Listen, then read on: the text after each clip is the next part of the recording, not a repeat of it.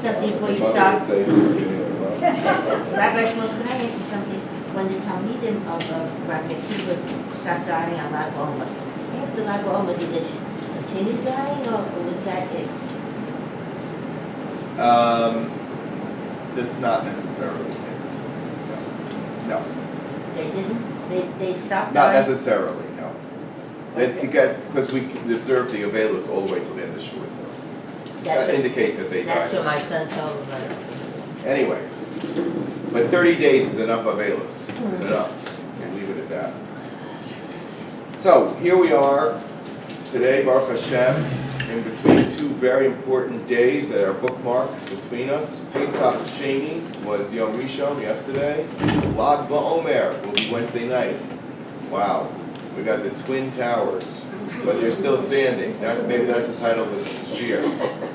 Twin Towers are still standing. Who are the Twin Towers?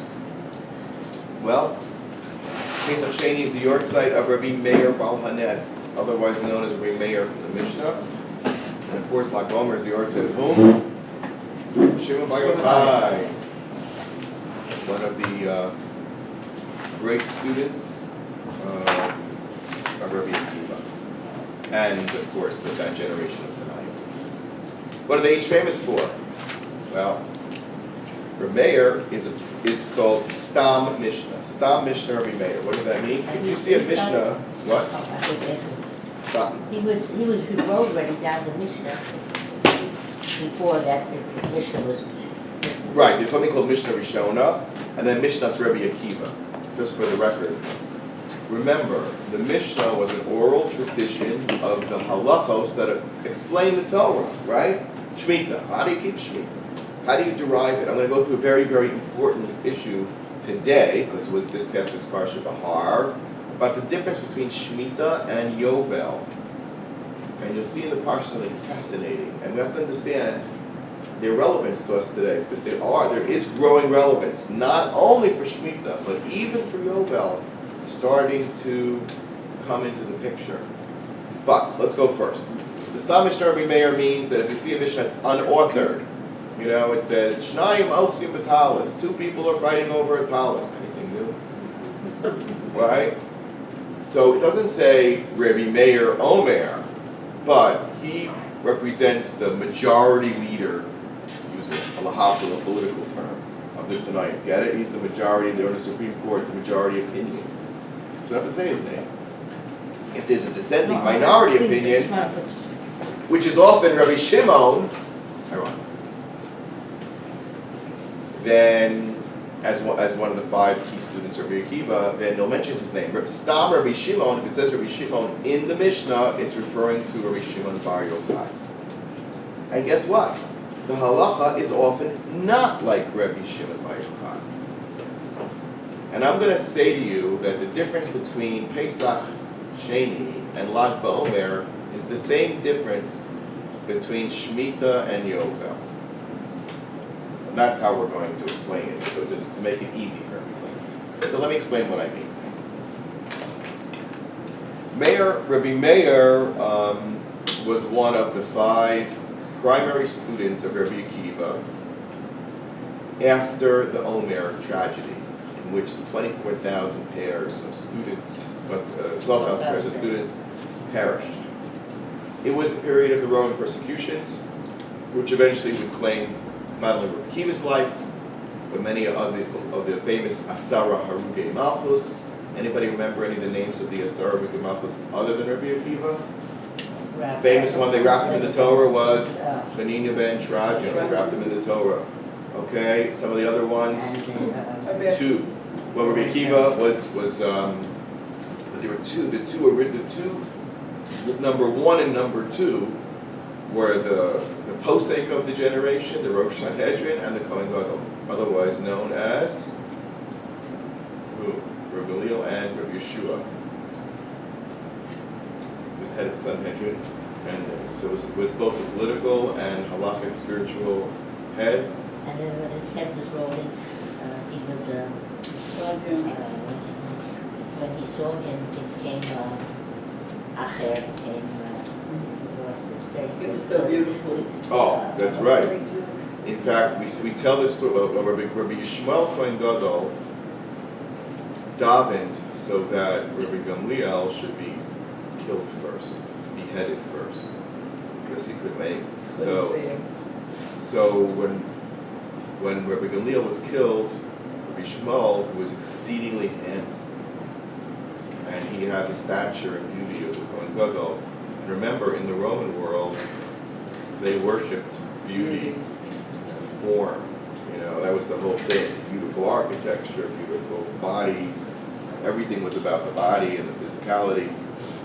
So it says that the wife of the emperor heard his blood-curdling scream and his tears over the beheading of Rabbi Gamliel, and he picked up his head and he said, how can this tongue that gave the halacha over and taught Torah to the entire Jewish people be licking the dust? And this whole ruckus that went on caught the attention of the boss of the emperor, and she noticed his beauty, and she demanded that he be kept alive for her personal interests. But the emperor was so filled with hatred of the Jewish people, he didn't listen to his daughter. He says, killed him anyway. But he said, I'll give you his head, out of which they flayed his skin and put it into a mask. Now, lest you think that that's the only time in history that happened, I have some terrible news for you. In Auschwitz, the SS and their wives were so drunk with murder that they used to wait for handsome Jews and Jewesses to come off the trains and pick them for their personal pleasures. This actually happened. It's documented. They said, oh, beautiful skin. Oh, I want that. Oh, because they thought of them as nothing worse than material to be used for their own application.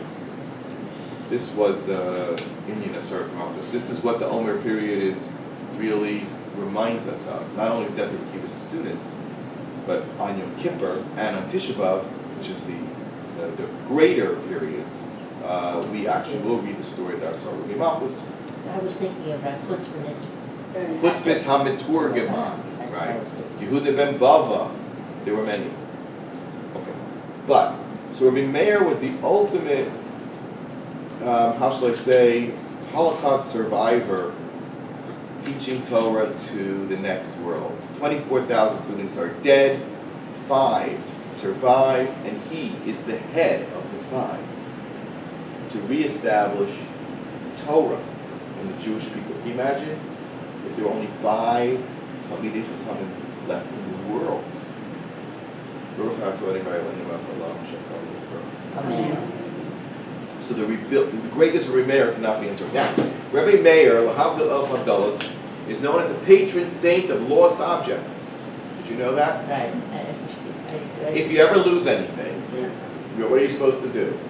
Put a pruta and a pushka, and say 3 times, Elokah Meir Arneni, Elokah Meir Arneni, Elokah Meir Arneni, and you will find it. I can tell you, it's a legend in our family. We don't even bother. We don't even bother looking. Don't waste your time. Is there a source for that? Don't waste your time. Yes, there are makoros about that, and it's a minhag Yisrael. So, I'll try to explain, in my opinion, why he's associated with lost objects. There's a Gemara. I'm sorry. There's a Gemara that says that he told others to daven, and they would be benefited for that. So it's applied to not only lost objects. There's a Gemara, right? And I'll owe you the citation. There is a Gemara. He guided others to daven, and daven in the merit of the God of Meir, and you'll be salved. You'll have salvation. So, and it's not only lost objects. It's really everything. People go up. You know, unfortunately, the Sephardim understand better than we do. They flock up there, both to Rabbi yesterday, and to, and I've gone many times, but my wife went to America for a week, so I'm on duty. And the Lag BOMER, we will go to Meron, and I will take names to Meron to daven for you, if you want. It's a big, big day for daven. So, the difference again between Rav Meir and Rav Shimon is the difference between Shemitah and YOVEL. That's how we're going to frame it. What do I mean? Bless you. So there's a famous story involving Rav Meir, who had a rather extraordinary wife, and her name was Bruria. Right? In New Jersey, there's the high school, Bruria, in Elizabeth. Both my sisters attended. Fantastic school, still a fantastic school. Rabbi Teitz, the Chazal founded it. Rabbi Tzachai Newman was principal for about 30 years. Legendary institution for the modern Orthodox, right-wing modern Orthodox. So there was a great tragedy that enveloped their lives. You know the great tragedy that enveloped their lives? His sister-in-law, first of all, was taken captured. Two sons. They had two sons, and both of them died on a Shabbos. And what happened was she just put them in their beds and covered them over, didn't say a word to her husband. And how did she break the news to him? She said to him after Shabbos, he says, she told him, like somebody entrusts diamonds to a diamond dealer on behalf of somebody else. When they claim to get them, are you going to be sad about losing those diamonds? She said, of course not. Mitzvah, right? So she said, well, that's what happened to us. We received these two great shamos, and it was the way to look at it is the children, and we should really work always on looking that way, that our loved ones are gifts to us, whether it's a spouse or a child or a sister or mother. It's not yours, not your personal possession. If Hashem Chas v'Shalom decides to take them, that you're just returning, a holy lost object. So they knew how to navigate tragedy. They knew how to rebuild after loss. Second very important story about Rabbi Meir and his wife Bruria. It's recorded in the Gemara. About two, it's interesting, always two people who had gone off the path, they became boomerang or, non-believers. Oh, there's so much destruction going on. Can you blame people? It's like asking a kasha on people who lost their good in the Holocaust. Can you blame them? But they were tormenting Rabbi Meir. And he had like a temptation to curse them and do away with them, which was within his power. It says this. It says the Tanaim had the powers of life and death. They did. They could be maybe some chayim. They looked at somebody, they turned into Gal Shalat Samach. They would disintegrate. They wanted to bring somebody back from the dead, they could. Even in our past generations, we have tzaddikim who are documented as having brought back from the dead. Particularly, where? In Meron. There are stories of that. But, so he said he wanted to kill these guys. And Bruria said, no, you cannot do that. He says, why? He said, because it says, Yitamu chatayim min haaretz. Chatayim v'lo chotim. Rid the people of their sins. Don't rid the world of sinners. These, I think, are two representative statements about who were Meir and his wife were, the new generation. Number one, they had to learn how to be resilient after tragedy, even personal tragedy. Two, they had to learn to be tolerant and engage in dialogue with those who don't fully believe or have lost their faith. You got to talk to them, you can't close them out. It's a very, very powerful statement of Rabbi Meir. In contrast to that is Rav Shimon bar Yochai. Where does Rav Shimon bar Yochai end up? In the cave with his son. Very, very different approach to Torah survival. Rav Meir's approach was engage and teach and comfort and rebuild. So his caver overlooks everything. The Sea of Galilee, Yam Kinneret, right? Very visible, very open, very open. Rav Shimon bar Yochai completely hid. Even today, if you go to Meron, if you pay a lot of money, they'll take you to the underneath cave, which is really the cave, which is really the place to light. The one that's above is like, okay, fine, we're in the general area, but is it really where Rav Shimon is? Who knows where Rav Shimon really is? Even then, they didn't know where Rav Shimon was.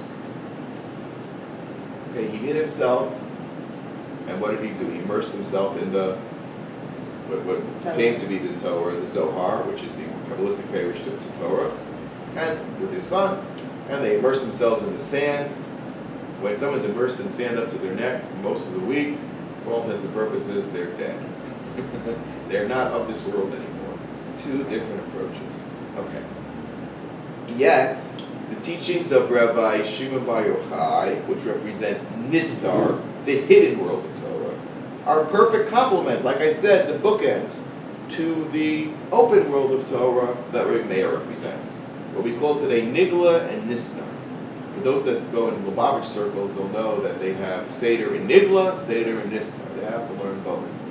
Can't learn one without the other. If you're a chassid. If you're a Litvak, that's a difference.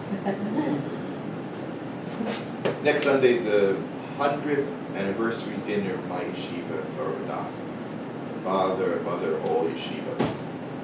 My Rabbi Rapam, Zechatzak L'Bracha, we spoke about it. Rabbi Belsky, Zechatzak L'Bracha, Sano Quinn. All these people had immense impact on my life personally and on my life. He started Lakewood. He sent from his own students to start Lakewood. Do you know how many people are living in Lakewood today? All due to Rav Shraga Feivel Mendelevich, who sent students to seed yeshivos. Baltimore, near Israel, huge community, because Shraga Feivel Mendelevich had the vision to send people there. Okay. Anyway, so, you know, a place like Torah B'das created the world of Torah, open, through the power of Torah learning.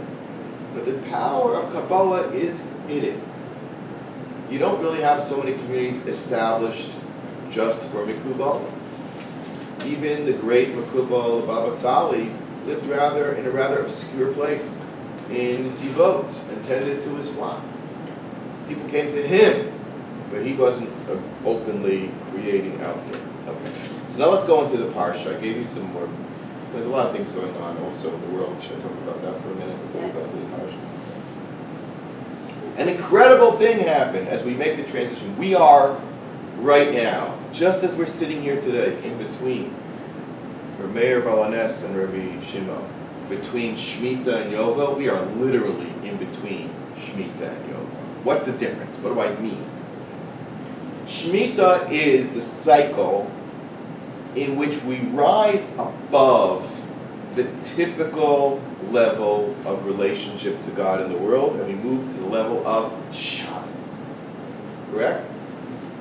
Shnat Shabbaton. It's a Shnat. But then, there's a higher level than that that's called Yovel. That's called Shnat HaChamishim. It is not part of the 7th cycle. It is, well, I'm going to couch my words. It is and it isn't. I'll call it, it's hovering above. Yovel hovers above. That's a nice way of looking at it. And it creates tremendous halachic debate, which we're going to get to in a second. Well, how does one relate to the other? Are they two different things? One thing, is the 49th year Yovel, or is it you have to add a 50th year? Why don't we count Yovel anymore? We don't know it. When's Yovel? Does anybody know when Yovel is? No. You know when Shemitah is? Yeah. How many years till Shemitah? Yeah. So, how come everybody knows about Shemitah and nobody knows about Yovel? Same reason why everybody knows about the Mishnah and nobody knows about Kabbalah. Same reason. One is, they're both integrally indivisible. One is hidden and one is revealed.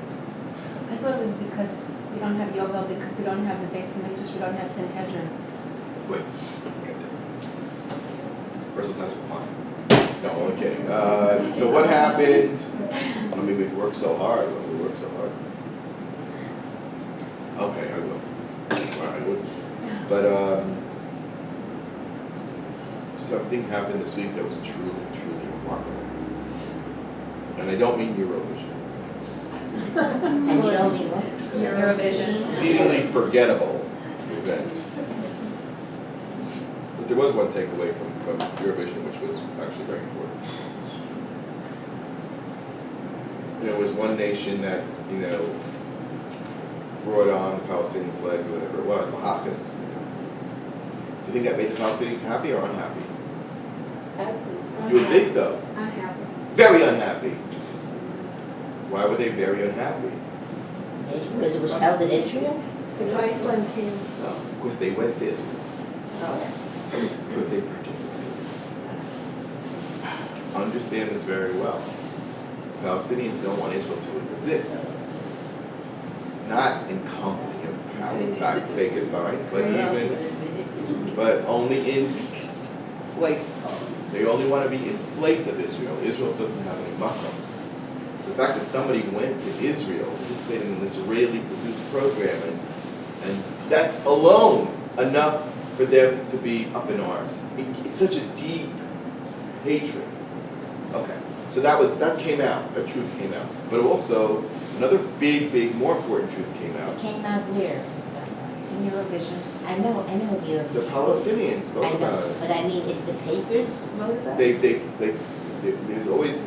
Well, I don't encourage you to waste your time, but there's something called PAL Watch, which monitors all the communications coming out of Gaza and the Palestinian Authority, what they say, their papers, their editorials, and their websites. And they were livid. They said, this is not helping us. We want what? Boycott. Full and total boycott. BDS. As the tool to destroy it. Can't destroy them physically, so we'll destroy them financially, politically. That's the other weapons, right? Right. So guess what happened on the opposite of that? In the Bundestag, I won't say anything about the Bundestag, but they voted overwhelmingly to declare that BDS equals anti-Semitism. There, the Germans said it. The Spitz of Europe said it. Who's going to argue now? All that has to be done is to keep hammering away on that wall, because there's a wall, it's an insidious wall, and that is, you don't have to be an anti-Semite if you want to seek Israel's destruction. That's not called anti-Semitism. But that is an overt lie. And the fact that Germany, of all countries, voted it in, now the pressure is on to really. So in effect, the Eurovision, for all its violation of SHITA, endangering Klal Yisrael to be sent into Galus, as the Gedolei Hador said, we're going to pay for it. We're going to pay for it because they were Chal Shabbos for Hesia, and that doesn't sit well with the Rabbanu Shlomo. But like everything related to Mashiach, there's always the horrible, and somewhere inside is a kernel of good. And that kernel of good is another nail in the coffin of the movement of Sonei State of Israel to be distinguished from Saddam. Just for another opinion, I'm sorry to bring this in, but this is no one else wants to hear this. The representative of Palestine to Congress, Ilan Omar, Palestinian represents Palestine. She said, she wrote an opinion piece about anti-Semitism. Wow, isn't that a good thing? No, it's terrible. She's a terrible person. All of that, because what's the point? Understand the deep, insidious evil. I can be pro-Jewish and anti-Israel. And who's falling prey to this line in droves in America? Reform Jews. Assuming there are such a thing, liberal and unaffiliated Jews who are being misled to believe that it's a great mitzvah to be anti-Israel for social justice reasons, and do the right thing, and because it's not fair, and they're anti whatever Judaism is particularistic, and that is of course the big problem. But okay, so now let's thank Hashem though that we keep seeing step by step going from the lower reality to higher reality. Now let me get inside and I'm going to show you. In the Chumash, there's a remarkable oversight in the parsha. I'm talking about BEHAR now. You ready? Listen to this. It says that there's going to be a question that people will ask in the Shemitah cycle. First, the Torah says here in Perek Kafei, Pasuk Tesvav, it says, L'fi rov hashanim tar b'miknaso. If you're going to buy a field from somebody in the time that Yovel is operational, what's the maximum amount of years that you can hold it for? 49. Okay, so it says Lefi Moed Hashanim, Tamid Miknaso, Lefi Mispar Tvos, Umocher Lo. You can buy it, but not for more than the available years to Yovel. And the Torah warns, V'lo tonu ishas avito. Don't go and make a deal that skips over Yovel, that assumes that you can hold the field for more than that time period, because you're actually committing an avera called Ona.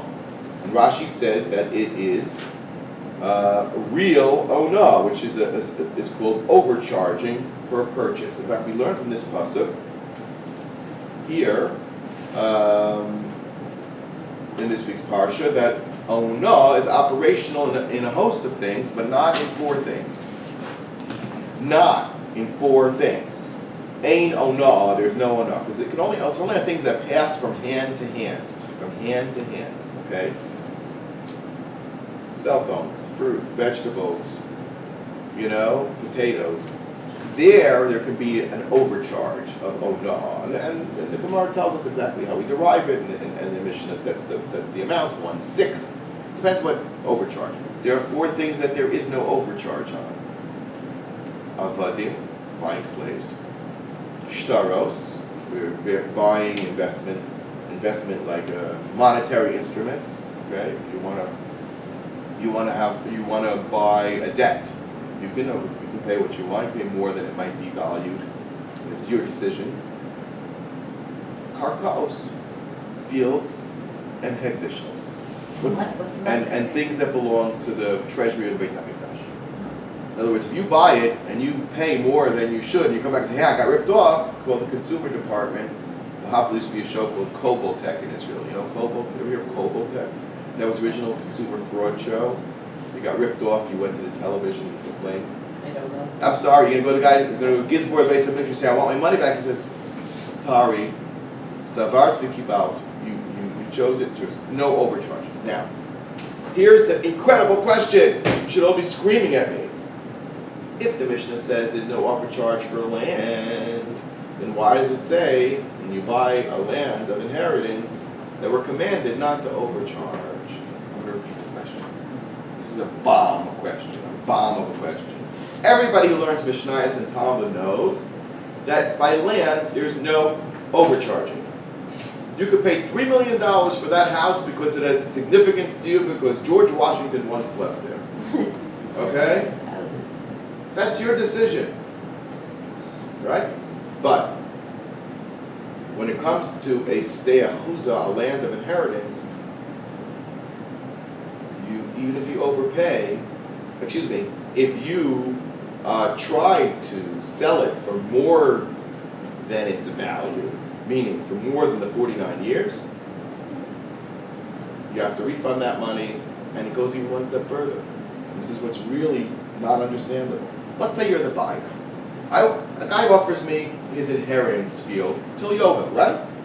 I'm looking to make a living. I need to establish myself. I need a place to live with my family, right? So here's what I'm going to do. I'm going to take a 49-year lease on this land. I'm going to live on the land. I'm going to work the land. I'm going to have parnasa. I'm going to feed my family. And my parents gave me money to start me off. So with the money, I'm going to buy this lease. And for the next 50 years, I'm going to live here and raise my family. Sounds like a good plan? After 2 years, the seller comes back to you and says, I want my field back. What? I plan to be here for a very long time. 2 years is all the Torah gives you. That's like a compensation. You can stay for not more than 2 years, and by Levium, they get their land back even in the first year. So he says, okay, well, give me my purchase price back. I bought it for you for $1 million. Okay? So he says, no, I don't have to give you $1 million. What do you mean? He goes, you lived on this land for 2 years. You took 2 full years of crops. You made a profit of $50,000 in those 2 years. So all I have to give you back is $900,000. Every penny of profit that you earned, I get back. Hello? Now think about this in a real estate sense so you'll understand. In New York City or in Tel Aviv, I buy an investment building for $1 million, right? I'm renting out apartments. People do it all the time. Even here in Beit Shemesh. Subdivide the 2 apartments, they're renting it out. 2 years later, the owner comes and says, Okay, I'm buying it back. I'll give you the sale price. Fine. He goes, give me the rent that you collected also for the last 2 years. What would you say? No, that was forget about it. What are you talking about? Oh, and if you don't give it back to me, you're violating a mitzvah of ona'ah, de'oraisa, shapi to bezdin, you're going to lose. What sense does this make? What sense does this make? Well, one is about the land and one is about the building. Correct. So, yeah, exactly. So, you would think, okay, fine, I sold you the land for $1 million, give me my $1 million, but you want to take what I earned in the first 2 years from the land also? Is that B'tzedek? Yes, it's B'tzedek. Because we're operating in a world called Yovel. Now let me explain what that means. This is a brilliant understanding. Again, this requires a little further, I'm putting a caveat here. I haven't exhaustively researched this question. But I'm going to add a question to the question, and I'm going to propose an answer. You ready? Hold on for bomb question number 2. This is really a bomb. Tremendous bomb.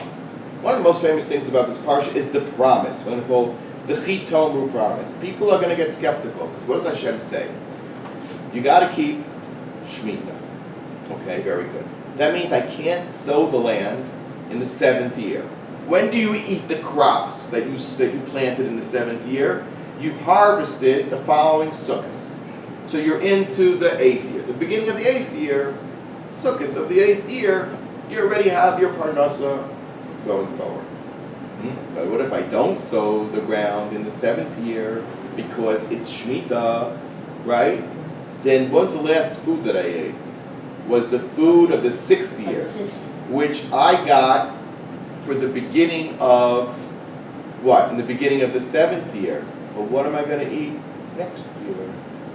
I'm going to come around to the beginning of the 8th year, and I'm not going to have anything to eat. So the Torah says not to worry. We didn't do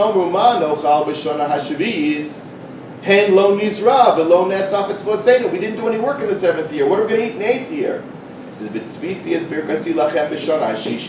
What's going to happen in the 6th year? You're going to get you're going to get enough, right? For 3. You're going to get enough for 3 years. What? How's that? Right? Enough for year 6, enough for year 7, and enough for year 8. Correct?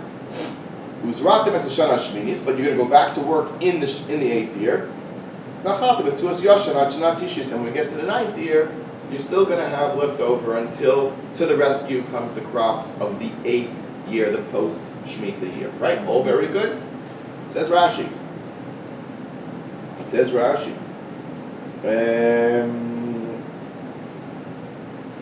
Yeah, but there's times that you need it into the 10th year. Right? When are you going to need it into the 10th year? Suppose it is underground. Right. He says, Shehem b'teilim avodas hakarka. It says, V'mikra ze nemar, this pasuk is talking when it says only 3 years, b'shar shmitas kula. It's talking about in the regular Shemitah cycle. But when it's going to be a Yovel and Shemitah,